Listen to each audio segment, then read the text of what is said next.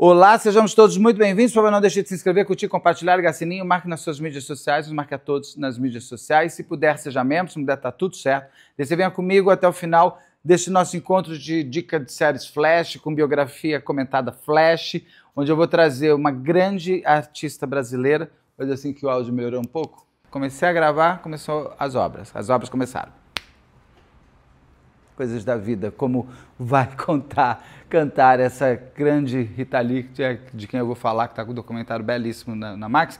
Eu trago mais duas séries também no final, mas essa é a sua abertura, então vamos lá. Eu sou Beto Ribeiro e este é o especial Dica de Séries. Dicas de séries, Flash. Essa conversa que vamos ter, eu até pus uma roupa mais colorida, mais solar, porque essa mulher merece, sobre um dos maiores nomes que o mundo das artes já construiu, já teve, que é a Rita Lee. A Rita Lee, ela é aquele molde que Deus fez e jogou fora, de tão perfeito na sua própria imperfeição que era.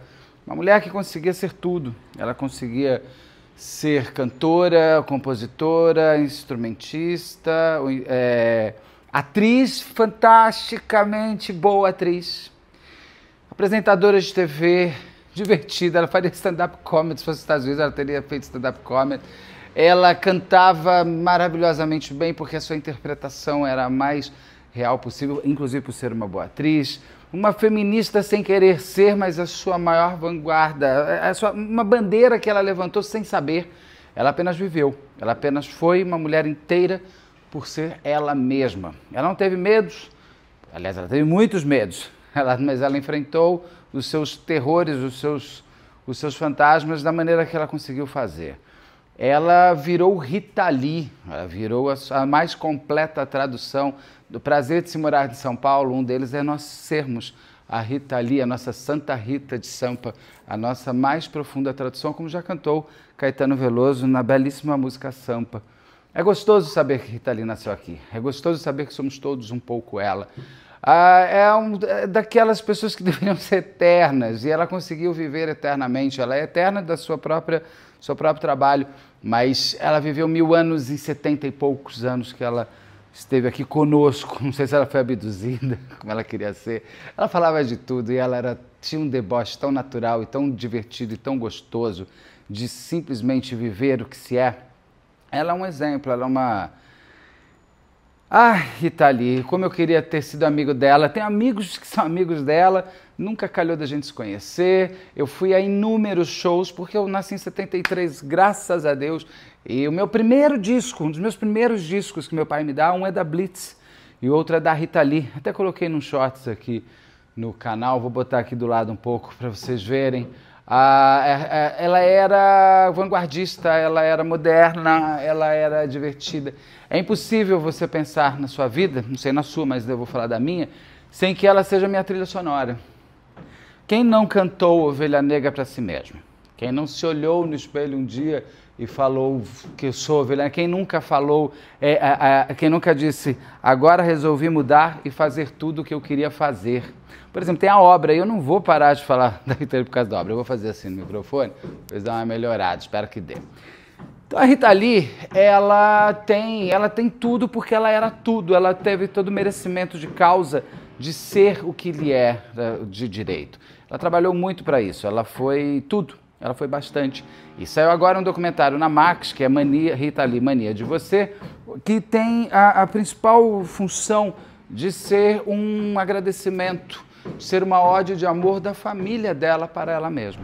São as dores e os amores de se viver em São Paulo, a cidade que tem obra em todo lugar, por isso que muitas vezes eu acordo 4 da manhã, 5 da manhã para gravar, eu gravo na Domo, é uma coisa.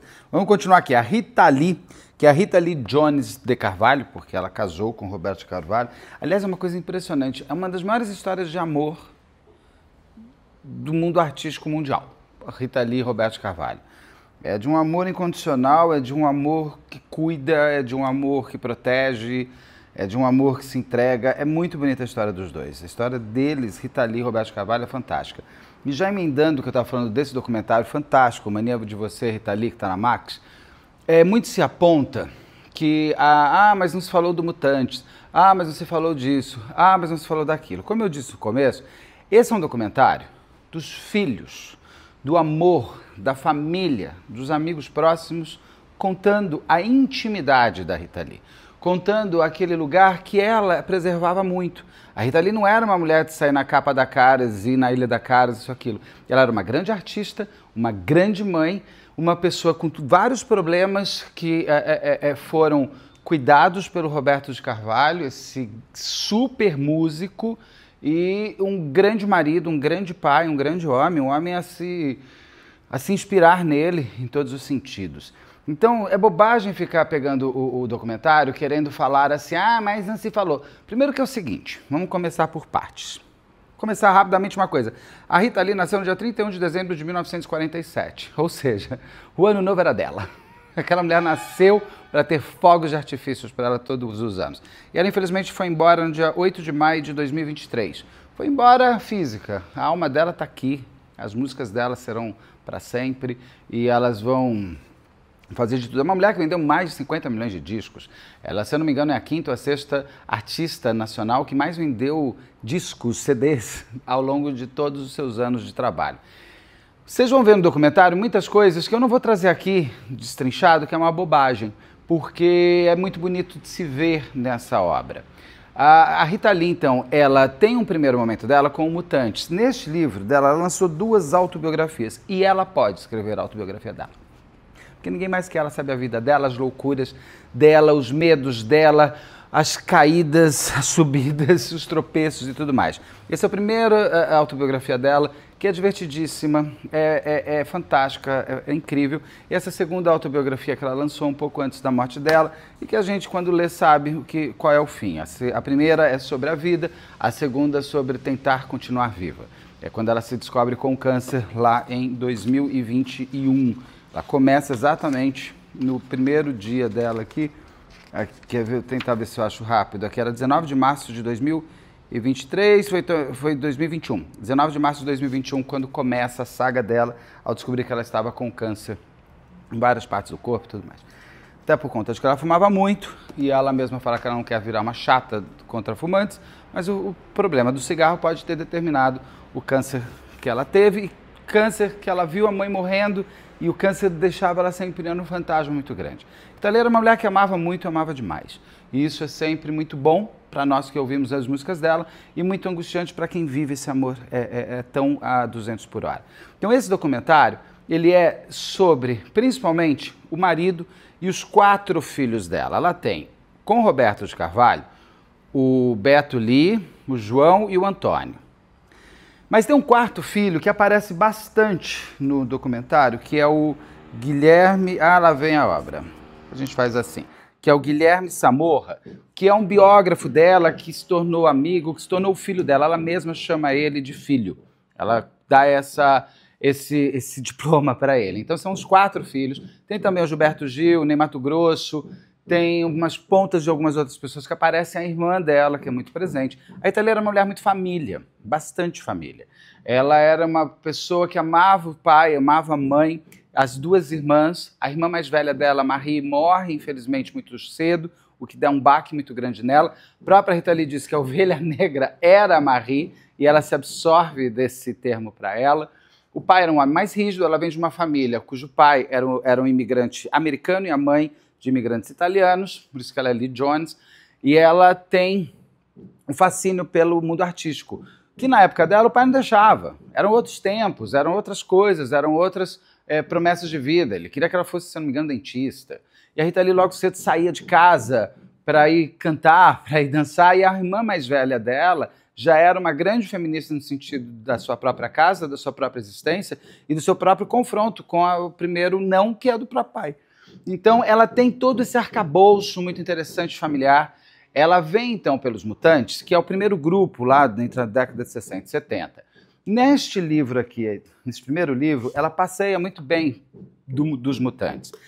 Os Mutantes não foi uma coisa que deixou grandes memórias afetivas para ela. Depois ela volta um pouco a conversar com os seus antigos parceiros, dos Mutantes, mas ela explica que muitas músicas que ela fez, ela acabava assinando junto com os outros, porque era assim que era a ordem do grupo, assim por diante. Isso não entra nesse documentário. O documentário não é sobre Tem lá toda a discografia dela, principalmente a partir da saída dela dos Mutantes.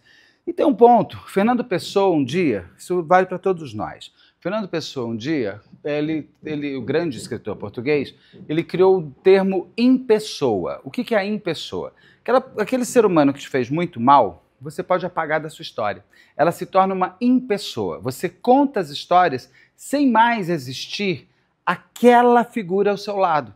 Você tem esse direito, é a sua biografia, você não quer relembrar que aquele ser do mal estava um dia do seu lado. Eu não estou falando que é dos Mutantes, estou dizendo o que é a impessoa do Fernando Pessoa. E a Rita Lee, de uma certa maneira, não quer visitar mais esse passado, do direito dela. Essa mulher é muito maior do que os Mutantes. Então, os Mutantes não vão essa parte dos Mutantes não aparece no documentário, não espere isso. O documentário mostra a saga de uma mulher que era super para frente do seu tempo em todos os sentidos. Ela depois vai fazer parte, ela na verdade um grupo, era Rita Lee e Tutti Frutti, ela fazia parte desse grupo, mas quem era contratada das gravadoras era a Rita Lee. Tutti Frutti vinha como a reboque deles, eles até aparecem bastante contando essa fase do documentário, e a projeção era dela. Essa mulher acaba sendo presa, inclusive porque ela foi testemunha da morte de uma pessoa que estava assistindo ao seu show na década de 70, e ela conta que esse rapaz morre ali, ela é a testemunha, inclusive, porque a mãe desse rapaz pede para ela ser, para que tenha alguma justiça na época da ditadura por ele, e é por isso que ela vai presa, inclusive. E ela estava grávida, ela já não estava nem se drogando, porque quando ela ficava grávida, ela ficava limpa 100%, porque a gestação para ela era o maior dom que Deus podia ter dado. Então ela estava extremamente limpa em todos os sentidos, de bebida, álcool, cigarro, ela só parava de fumar quando ela estava grávida, ela ficou grávida 3 vezes. Não é dito, por exemplo, no documentário, é dito no livro, a gente já viu isso em outros lugares. A Elis Regina vai até a prisão ajudar que o caso dela se torne mais midiático para que assim nada acontecesse com ela. Mas muitas vezes é colocado como se a Elis Regina tivesse tirado ela da cadeia e tivesse salvo. Não, essa mulher ficou na cadeia, depois ela foi julgada, ela foi condenada, ela ficou 1 ano já em aberto. Então ela teve muitas coisas. Mas neste documentário, o que é muito bonito de a gente olhar é a grande artista. A Rita Lee escrevia livros infantis. Ela escreveu livros, a sua própria autobiografia, com texto para a Academia Brasileira de Letras, que eu não entendo, tem gente na Academia Brasileira de Letras que eu não entendo estar fazendo lá. Agora, uma mulher como a Rita Lee tinha que ter uma estátua dela, porque só as composições dela. Os livros que ela escreveu já lhe dão esse diploma absurdo de ser. Não é contado, por exemplo, da parte do Saia Justa, porque se você falar do Saia Justa, foi um grande marco, com certeza, para todo mundo, porque muitas gerações se encontram com a Rita Lee naquelas todas quartas-feiras no GNT. Você vai ter que falar, quando ela fez algumas participações em novela, ela fez top moda como mãe de um dos meninos lá, filhos do Nuno Léo Maia, ela participou rapidamente como Rita Lee de celebridade, ela fez um filme com a Marília Pêra divertidíssimo, Dias Melhores Virão. Então, assim, não dá, a Rita Lee fez muita coisa, então eles tiveram que seguir um caminho. E esses 4 filhos, que são os filhos que ela pariu, mais o Guilherme, que é esse filho que a vida lhe deu, contam e recontam toda a parte dessa mulher em cima das músicas, em cima da discografia, o que significava cada disco para ela, o encontro que ela teve com o Roberto de Carvalho, que foi através do Ney Matogrosso, dos Secos e Molhados. Estou louco para ver o filme do Ney Matogrosso. Histórias se cruzam, com certeza o Roberto de Carvalho está nesse filme, porque é o Ney Matogrosso que apresenta o Roberto de Carvalho para a Rita Lee. Então você tem essa parte que sempre foi muito cuidada por essa grande estrela, de não ser conhecidíssima de todo mundo, porque ela sempre quis preservar de verdade esse lado que é dela. Ela é uma capricorniana. Ela abraça os filhos de todos os jeitos, tanto os 3 que ela pariu, o filho que ela ganhou da vida e os seus filhos de 4 patas, os seus gatos pretos, os seus cachorros. Ela era uma mãezona, como ela mesma dizia. Então, em cima desse documentário, a gente vai conhecer o lado pessoal da Rita Lee. O lado, inclusive, das quedas que ela teve, fisicamente falando, por conta de drogas. A gente aqui em Higienópolis, por exemplo, tem um prédio que ela morou, que aqui na Rua Bahia, na frente da Praça Buenos Aires, na Bahia com a Piauí, Não tem uma pessoa que passa, é o prédio da Rita Lee. Ela deve ter vendido esse apartamento em 1990, mas se eternizou que aquele é o apartamento da Rita Lee. Ela morava na cobertura. Por onde ela passava, ela marcava e ela era marcante. Ela, por exemplo, o primeiro selinho da Hebe, quem deu foi a Rita Lee. A Rita Lee é que começa o selinho da Hebe, pra você ter uma ideia. Tem isso, parte, não é tão marcado isso no documentário, aparece ela dando selinho na Hebe, mas lendo o livro a gente sabe isso, que ela deu esse primeiro selinho. Eu, por exemplo, tive o privilégio, como eu contei, eu fui a inúmeros shows dela a vida inteira, no Parque Ibirapuera, no Palace, até no Canecão, no Rio. Eu tive um show que foi um show super fechado, em cima do Viaduto do Chá, no lançamento da Oi, em São Paulo, e ela cantou no Viaduto do Chá, eram poucas pessoas, claro, até porque era em cima do viaduto, e eu dei a mão para ela, e aquela mão pequenininha, ela era toda pequenininha. A Rita Lee, quando ela descobre o câncer, ela estava com 37 quilos. 37 quilos. Então você vai ter, nesse documentário, que vale lindamente ser assistido, todas as suas emoções familiares dela e as suas próprias, porque, como eu falei, assim, eu acho que se eu fizesse a trilha sonora da minha vida, se bobear, 70% vai ser dela, e os 30% a segunda música é da Rita Lee, com certeza. Porque não tem como a gente não ouvir Rita Lee e não pensar em reza. Para quem que você nunca cantou Deus me proteja da sua inveja? Para quem que você, no Amor e Sexo, nunca parou para pensar na letra daquela mulher deslumbrante que fala amor é novela, sexo é cinema? É muito... Ela conseguia fazer com que aquela música se tornasse um nível de coletividade que poucos artistas conseguem. A Rita Lee, que estava aposentada dos palcos há mais de 10 anos, viveu sua última década cercada do que ela gostava, da natureza, seus bichos, dos seus amigos, dos seus filhos e do Roberto de Carvalho, que era o seu... Eles separam, eles voltam, se eu não me engano, ela namorou até o Guilherme Arantes no momento, ela tem uma queda muito grande, que ela machuca o maxilar e quase que ela não poderia voltar a cantar, e ela consegue superar isso e voltar, continuar sendo Rita Lee, já isso lá na década de 90, 2000. Então você tem esse documentário como uma forma de você olhar a vida e a sua própria existência. Cantemos mais, sejamos mais amorosos e possivelmente abertos para que as coisas boas aconteçam. Isso é um documentário muito tocante, muito bonito, vale muito a pena ser visto. Uma curiosidade, eu tenho uma comunicadora que eu gosto muito, que é a Camila Frender, que ela é uma das noras da Rita Lee. Ela tem um dos netos da Rita Lee é dela. Inclusive, a primeira neta dela parece deslumbrantemente linda. A mãe dela eu conheço pela vida, porque ela era do Hits, eu conheci ela lá do Hits. Mas a Camila Frender, ela virou uma grande comunicadora e ela tem alguns podcasts que valem a pena ser ouvidos. Um deles é Noia Minha. Eu ouço bastante, eu gosto bastante. Ela fez também o Calcinha Larga. Ou ela ainda está, não sei se ela ainda está, mas ela fazia o Calcinha Larga. Vale a pena, ela é uma mulher muito legal também, ela tem uma coisa de Rita Lee que vale a pena ser visto também. Bom, essa é a minha dica de séries, biografia Flash. Eu vou falar de mais 2 séries rápidas que ficam aí para você botar na sua lista e poder assistir. Uma das séries que eu quero... São 2 da Apple TV+. Uma que chama O Estúdio. Gente, é de uma diversão aquilo. Para quem trabalhou no mercado audiovisual, é uma terapia audiovisual. É divertidíssimo, vale a pena ver. Assim, o quanto que a gente que assiste daqui, né? Eu já trabalhei do outro lado, não quero mais. A gente que assiste daqui acha que tudo é muito glamuroso. Você vai ver o quanto é muito trabalhoso e o quanto você tem a possibilidade de se dar umas escorregadas. Então assista, chama O Estúdio, está na Apple TV Plus. É outra da Apple TV Plus também, Amigos e Vizinhos, ou Vizinhos e Amigos, uma coisa assim, com o Jon Hamm, que era do Mad Men, excelente ator, um excelente casting desse daí, que tem um quê de Breaking Bad. Um homem, no caso, Breaking Bad, ele não era rico, mas ele descobre que tem um câncer. E aquele câncer deixa ele angustiado de como que ele vai morrer, sendo que ele tinha um filho com algumas especificidades importantes e a mulher grávida. Então ele entra no mundo das drogas.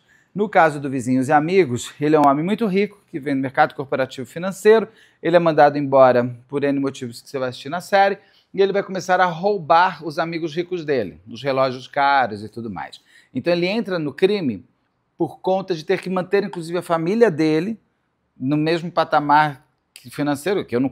É difícil entender um homem entrar no crime se ele não estiver tendo prazer, porque assim, tá, ele era milionário, não é mais, vai fazer o quê?